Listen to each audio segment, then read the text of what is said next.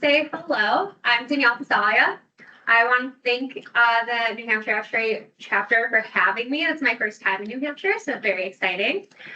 The reason I was asked to come on this visit, I know you guys have a lot of STEM outreach events going on this week, and Emily was kind enough to plan some events as well with some local schools, donating over 500 copies of Lucy's Engineering Adventure, which is awesome. I am the author of the series, so that's the connection.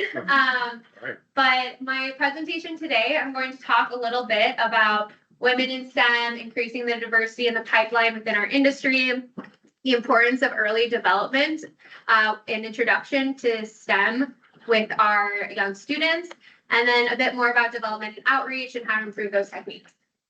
A brief introduction on myself. I'm a mechanical engineer and senior project manager at Smith Group. We're an integrated architectural engineering firm, similar to Turner Group here. I have about 9 years of experience in the industry and about 11 years of experience in STEM outreach. I am on the board of our Illinois ASHRAE chapter. I was a past president for our Illinois chapter, and I'm rolling on to be the regional vice chair for student activities for Region 6 this summer. So a lot of ASHRAE involvement. And like I mentioned, I'm the author of the ASHRAE books, Lucy's Engineering Adventure and Lucy Goes Green. So to get us started, just a brief summary of what we're going to talk about. Like I mentioned, early childhood impacts, women in STEM, and some STEM outreach. And if there's any Q&A after, happy to discuss. So just to start us off, from a show of hands, who knew they wanted to be an engineer in grade school? Anyone? Did your parents, were they engineers? No, you just knew you wanted to be an engineer? That's awesome. All right, what about middle school? Who knew they wanted to go into engineering by middle school? High school? Okay, college or after college? Okay.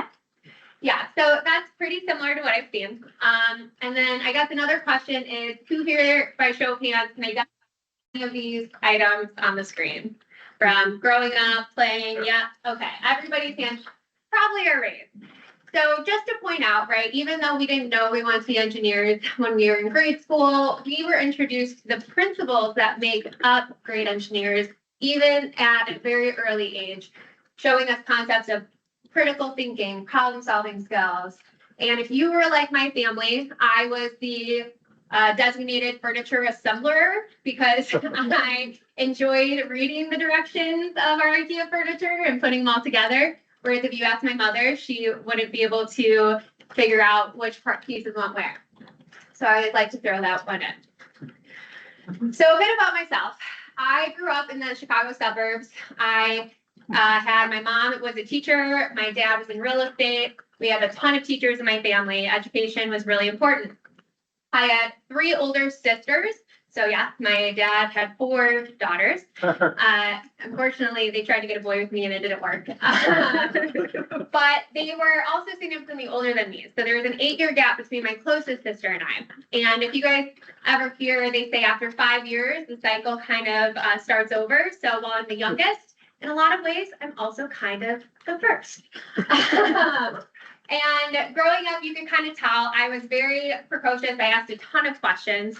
Part of that is because I had a bunch of people older than me around my house, my siblings, my parents, my cousins, they were all older. And they were talking about more complex things. They didn't filter really in my household. And so I was always curious. I wanted to be able to keep up. I wanted to be able to participate. So I was always asking questions. I was always wanting to understand where they were coming from. And it introduced me early on to really have no fear about asking questions. But growing up, for what I wanted to be when I grew up, it was what I had around me. So I thought I was going to be a teacher, or I thought I was going to be the next Britney Spears. But my mom talked me down from that. I did not carry our household affinity for music. So I thought I was going to be a teacher growing up. And other than teaching and real estate, my one other sister went into business. Otherwise, all my sisters went into teaching. We had no other STEM fields in our family or my cousins. I was the first. So by middle school, I started thinking I did like math. It was clicking really well for me. So at that point, I was like, great, I'll be a math teacher. Figured out. And in high school, I was still kind of on that path. I was thinking high school math teacher, more advanced math, because I liked my advanced math classes. But at the same time, I was able to take some hand drafting and AutoCAD and construction courses as an elective. And I really enjoyed those classes. The teacher was amazing. I loved the creativity. And so I thought, maybe I'll look into architecture. I didn't know a lot about it. Nobody in my family was in architecture. But at the same time, my mom was talking to the guidance counselor at the school she taught that, and her counselor was like, hey, your daughter should check out engineering. There's a lot of money. There's a lot of scholarship money in engineering. She'll have a very secure job. So my mom came home and told me to look into engineering. I was like, okay. Luckily, we had Google, and so I started researching the different types of engineering: chemical, mechanical, civil. I couldn't really grasp what I would be doing out of school with those majors. They teach you what the curriculum was, great, but I still didn't really understand what jobs might look like. So I was like, okay, I'm going to double major in architecture and mechanical engineering, because those two aren't two time-consuming aren't two time-consuming majors. It'd be great. But during my research, I stumbled across architectural engineering. And if you guys aren't familiar, architectural engineering is the study of building system engineering. You take classes in structural, electrical, mechanical. You tend to emphasize in one. And it's very geared towards our industry. And I thought, great, this is a perfect combination of what I was looking for, of my creativity and artistry of architecture, but then bringing in the engineering. And I don't get paid like an architect, which my parents would be happy about. So I said, all right, I will go into architectural engineering. And I just decided in high school that was the path I was going to go down. At the time, there were only 11 ABET accredited programs for architectural engineering in the nation. So it really narrowed down my choices, which was great because it was kind of an overwhelming experience in general. I ended up getting a full ride to the University of Nebraska, did my bachelor's and my master's there, and went into the industry. My freshman year of college, I went into my intro to AE class, and unlike other types of engineering, I would say architecture, the diversity in gender is a bit better. There were about 40% women in my intro class. And my professor told us to look to the left and to look to the right, and only one of us would be there at graduation. And whether it was a fear tactic or truth, by the end of my graduating class, I was one of 3 women, and I was the only mechanical engineer, female mechanical engineer, I would say. And so I couldn't help but see that there was definitely a lack of role models to look up to. None of my teachers for mechanical engineering were female. I did an internship where the whole office were men. And so I knew I wanted to have more role models. I wanted to be a role model for younger kids to look into. I heard about engineering pretty late. I wanted to make sure kids knew early on that, hey, this is feasible. Just because it doesn't seem like it's an option, that's not true. So I joined Engineering Ambassadors when I was in school, and they're a national program. A lot of schools have engineering ambassadors, and they teach you how to give presentations to schools. So I went to local schools in Omaha and Lincoln, presenting to kids about engineering, different types of engineers, what they do, doing workshops and activities with the kids. And I loved it because it brought me back to what I really loved about engineering, working with my hands, solving problems. And the kids got really excited about it. They always had great questions. And one of the biggest questions was like, well, I'm not amazing at math, so I mean, can I go into engineering? And I was like, yes, of course you can go into engineering. It's more about hard work, perseverance, and wanting to solve problems. So after college, I continued that thread. I moved back to Chicago. I got my job. I joined the ASHRAE Illinois chapter. I signed up for student activities. I ended up being the student activities committee chair. And while I was on that chair during a regional training, we were talking about ways we can reach younger kids. ASHRAE has a ton of activities for middle school and high school and college, but we didn't have a ton of stuff geared towards that K-5 range. So I had asked about a children's book. ASHRAE does a ton of publications already. They have the means, and people were very receptive to the idea, but they didn't really know where to go from there. So after 3 hours after that initial meeting where I threw out that idea, I had the first draft of Lucy's Engineering Adventure written. It took 3 years after that to actually get it to fruition, just because if you know ASHRAE, obviously, it can be a slow hog process, but I was very relentless with my emails. We got the budget and support for our illustrator, and we were able to publish Lisa's Engineering Adventure 3 years later, and Lucy Goes Green a year and a half after that. And Lucy's Engineering Adventure is one of ASHRAE's best-selling publications with over 7,000 to 8,000 sold. It's in 11 translations, and it became a really big hit because it was clearly something you needed in the industry. So sometimes people say, you know, why STEM outreach? Obviously, we know STEM outreach is important, and I really am passionate, not just for STEM outreach, but K through 5 specifically. But of course, you know, importance of STEM outreach. We need more STEM people, right? We need more engineers. The industry needs more engineers. They say, you know, STEM occupations are growing at 24%, while other occupations are only growing at 4%. In the next 10 years, 80% of jobs are going to require STEM skills, right? So we need more people in our pipeline. We need people to want to go into STEM.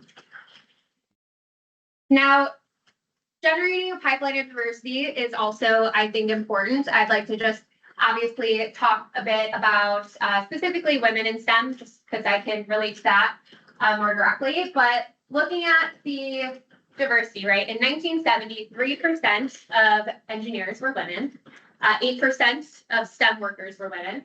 2019, we've improved. We're 50% women in engineering and 27% in STEM.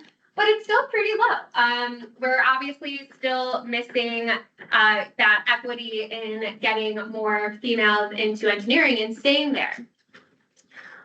So we also have struggle retaining women in our industry, which is another conversation. But let's look specifically at representation of women in engineering. We've got 8.5% of mechanical engineers are women. Now, mechanical is one of the lowest represented by women. So, you know, we really want to improve this. Like I mentioned, I was the only female mechanical in my graduating class. But this feeling of being the only female isn't just in college. In fact, 32% of women in engineering and technical roles will say they're the only female in the room. So the question is, you know, it isn't surprising, right? When you're the only person in the room, it's going to not be the most inclusive environment. We really want to increase that. And while 21% of women are in engineering majors, only 15% are taking on engineering jobs once they graduate. They end up leaving the industry and not even starting in the industry. So when I saw these facts, I wanted to look way back because I'm like, okay, is this spread, right? It doesn't just start in college. It starts even earlier than that. So I was questioning, is there something early on in our development stages where women don't feel like they want to go into STEM? So I started looking at the differences in childhood levels in K through 5. So if any of you know, when it comes to standardized tests, boys and girls in K through 5 typically test within a standard deviation of each other. There's no indication that one gender is better than the other. It tends to show that boys tend to test better on tests unrelated to school curriculum, whereas girls like the SATs, while girls will test better on direct curriculum related tests like math tests at school. But there's no one gender is better than the other. Yet, girls will end up tending to have less positive attitudes towards math and science. Girls will say they lose confidence in math by 3rd grade, while boys will say they're strong in math by 2nd grade. Again, there's no difference necessarily in capability, so we have to kind of ask, you know, where is this confidence gap coming from? One of the things I read about was math anxiety, which is a very interesting concept. Math anxiety, it's the feeling of not being able to solve an equation, of getting something wrong. It's the fear of its negative self-talk. It's limiting your performances and believing like your math ability is fixed at where it's at. You can't improve it. And where does math anxiety stem from? So a lot of math anxiety can stem from the teachers themselves. Fun fact, 80% of our grade school teachers in the US are women. So we also need to increase diversity of men in teaching. But 80% of our grade school teachers are women, and women tend to pass this anxiety on to their female students. They tend to grade girls harder for the same work than the boys. They tend to assume girls need to work harder to achieve the same level as their boy counterparts. So we start to see that maybe this is more of a systemic kind of cyclical cycle that we need to start breaking in our schools and with how we approach math and science with our kids. So talking about this gender gap, I got a question for you all to feel free to shout out what you guessed. What age do you think men and women achieve the same level of confidence? Any guesses? Huh? 25. 25? Anything else? Okay. 5?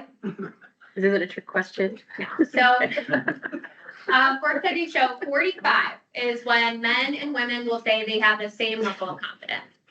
So proportionally, it takes women about 20 some years in our profession to feel that we are at the same level of confidence as our male counterparts.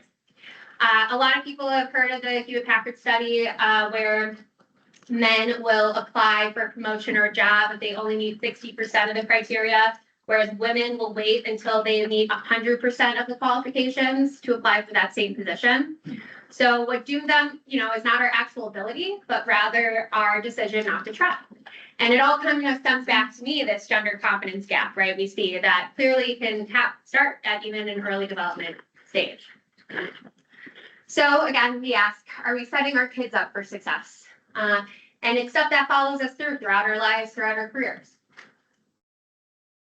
So another aspect I want to talk about is female rivalry. From the beginning of time, right, prehistoric ages, when we're fighting for mates, shelter, food, women compete against other women. And because we're the primary child bearers, we can't physically fight. So we find ways to mentally and emotionally fight to manipulate other women.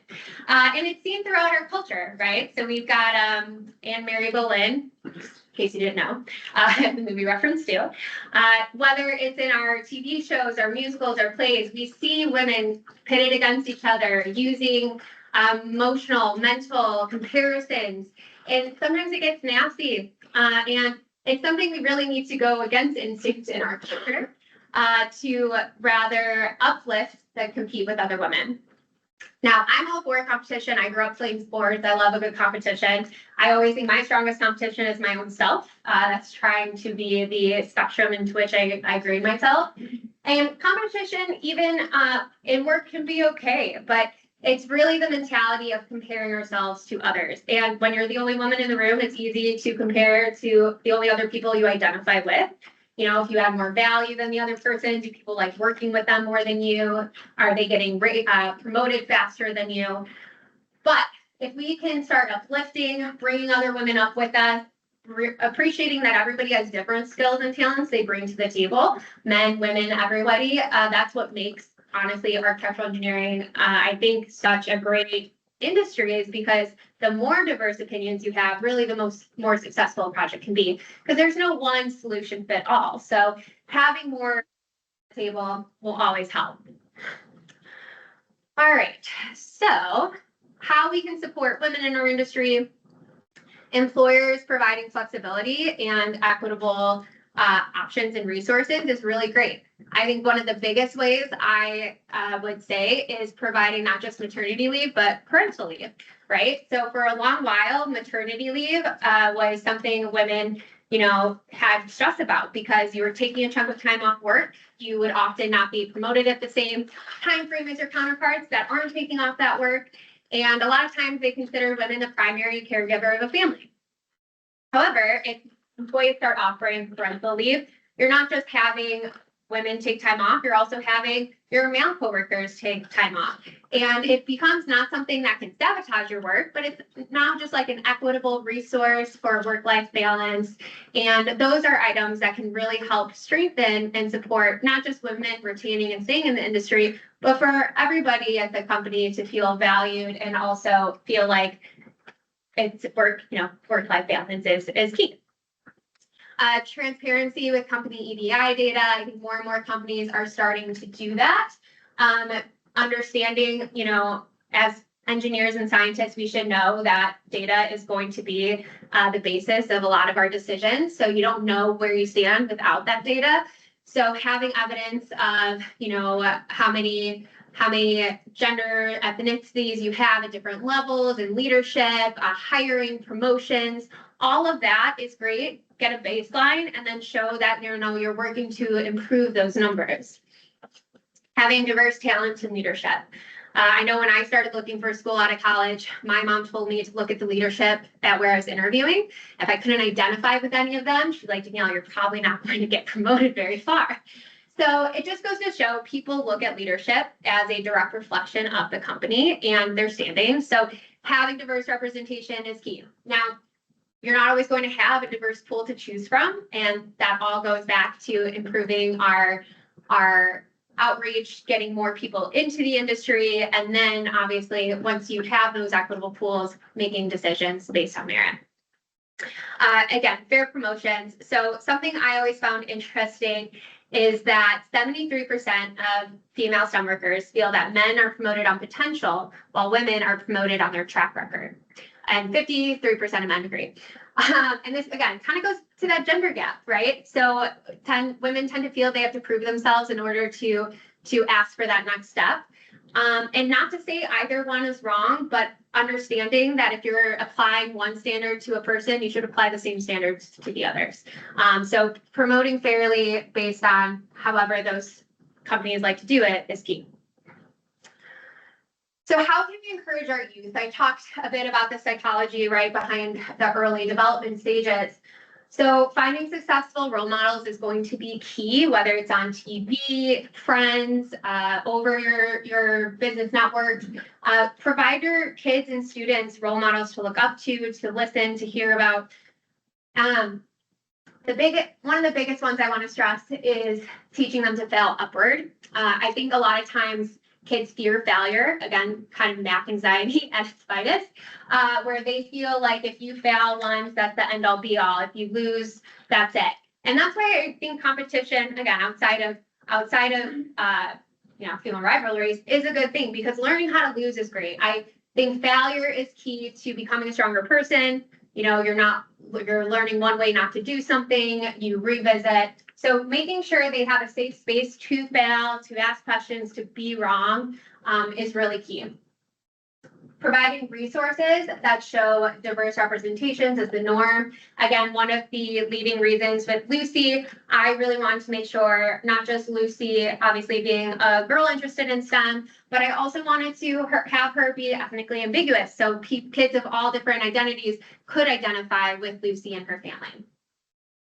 Teaching curiosity, creativity, and problem solving. Again, these are the key metrics that make up a good engineer. Math and science, that can come. You can learn that. You work hard towards that. But these are going to be the indicators that make up a good engineer and make kids want to go into STEM. So this leads us to our STEM outreach components. Obviously, there's tons of benefits to STEM outreach. Introduction to STEM early on, it'll increase our pipeline. It'll add more people into our industry. It will improve the diversity and inclusivity of the industry. We're always trying to get more representation. Positive exposure for your companies. So whether your company is highlighted in it, people around the community sees it.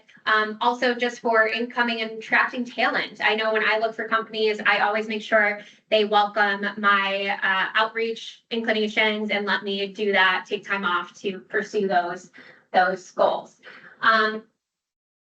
Yeah, the track put my tag. Okay, so the common pipeline.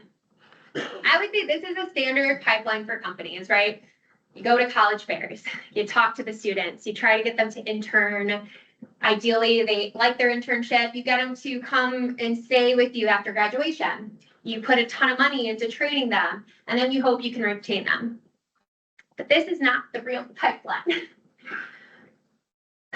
This is more like the pipeline. It starts in pre-K through 5. This is where curiosity ignites in kids. K through 5 lays the foundation for problem solving, critical thinking, and confidence that's so important to get kids into STEM. This is where you're going to really spark that.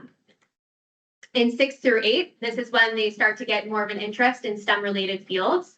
In fact, prioritizing grades 4 through 8, studies show that students who expressed interest in science-related fields by 8th grade are significantly more likely to go into STEM degrees.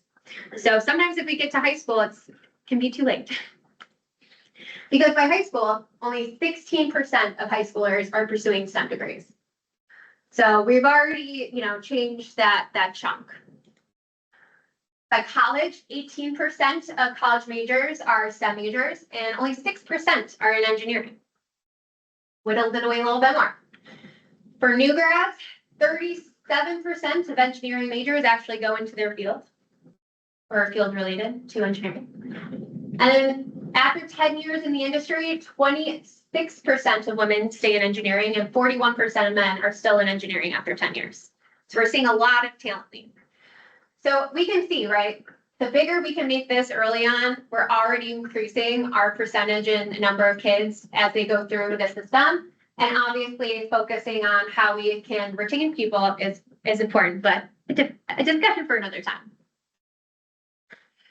So improving outreach, I mean, you guys are doing a great job here. There's so much going on. So I always try and focus on giving options to present at underrepresented schools in the communities, schools that don't necessarily have STEM programs or specific STEM related programs, asking teachers if I can come and talk to make sure kids still get that introduction.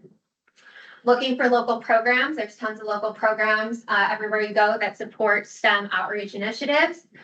Say yes to everything, much to my husband's chagrin probably. I say yes to every opportunity I get because nothing as bad has ever come from it. It's always led to more opportunities. It's always led to a great time with kids that always teach me something new. Using your connections, whether you have kids of your own or you have neighbors or anybody you know really in the school districts, if there's something you want to do, reach out, let them know, and use those connections to make things happen. And bring them to your office. This is such a big one. I have had lots of times where I've hosted either a classroom or multiple schools, or I've done a free workshop in our office where my office will cover for snacks for kids, and it'll be 3 hours on a Saturday. I donate and we'll do an activity and a workshop and a presentation with kids. They always enjoy it. They think offices are really cool. And I don't know if you guys ever do bring your kid to work day, but they don't do that as much as like they did when I was growing up. So kids really enjoy that aspect, and it's a great space. I mean, even this room itself would be great to do activities with children. Okay, so local resources. So I did some research, of the local programs in New Hampshire. There's so many, but local library programs are always great. They tend to have a lot of options. Otherwise, they'll also be a great advocate if you're trying to market something out there to other families. There's Wicked STEM. I heard Wicked on the plane. That must be a really East Coast word to say, right? It reminds me of Good Will Hunting. I was like, yeah, Wicked. Okay. Yeah. We've got Children's Museum in New Hampshire Science and Engineering Exposition. University of New Hampshire has a ton of programs I saw. Boys and Girls Clubs are big. Girl Scouts, Boy Scouts, STEM Scouts. So there's always going to be options. Sometimes it just takes some Googling and then filling out all the volunteer forms if you want. But there's a wide array. You can see in the corner up there, we hosted some high school students. I cold emailed some high schools or middle schools to see if anyone was interested. And they wanted to make a whole field trip out of it. So we brought them down there. We did presentations with different engineers in the office. And then our activity was a sound box. So we had some acoustical engineers in our office. So we had just a bunch of random materials. They made an acoustic sound box, and then we measured. There was a little music box, and we measured the decibel levels outside of the box, and the winning team had the quietest decibels. It was pretty fun. Even the teachers liked it. Obviously, science fairs are also great. There's always a bunch of science fairs that you can help judge at. The New Hampshire Science Fair is this Thursday. Yeah. All right, so different types of outreach. I mentioned a few, but yeah, book reading. So like what we're doing this week at some of the schools, those are great for if you have minimal time, especially for younger ages. School presentations and visits. Sometimes if I only have a 10 or 30 minute slot, I'll do some interactive slides with the students, talk about what I do. Judging, office visits, career days, after school programs, nonprofit organizations, workshops, all different types of things you can do. Anytime you can get the kids engaged though is the best. So activities. Activities are so important in my mind. It's what keeps kids engaged and it's what they'll remember. So when I think about activities, I ask myself two questions. What's my age range and what's my time frame? Because that's going to make a lot of our choices for us. So what I would do with first through third grade is different than what I would do for sixth through eighth, what I would do for fourth through fifth, high school. Even with our activities this morning, when Emily and I were talking about activities, you know, I recommended a different activity for the first through second graders, just because not only do they not always have the same attention span, but also not as quite dexterous as some of the older kids. So some of my favorite activities, the easy ones, obviously, toothpick or spaghetti towers, the string telephone. We did a robotic hand this morning out of paper. The roller coasters are something I do, especially with middle school kids. It's always super successful with pipe insulation, marble, and tape. It's one that also can do the engineering process super easily because they can revise and make all different types of designs, and the kids always really love it. Toy cars. There's so many different activities. Obviously, these are just a few. I'm going to talk a bit more about my design manage build activity. I'm sure people have experienced it or seen it in different capacities. At the leadership weekend, you might have done it, with Legos maybe. But there's so many different ones you can do. And you cater them towards your age range. So, just let me.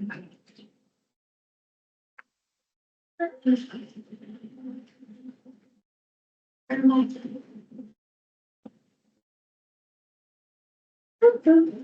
all right, so yeah, this is a design manage build example of how I would treat it differently for different grades, also on different time frames. So depending on your time frame, you can always make things more complex or easier.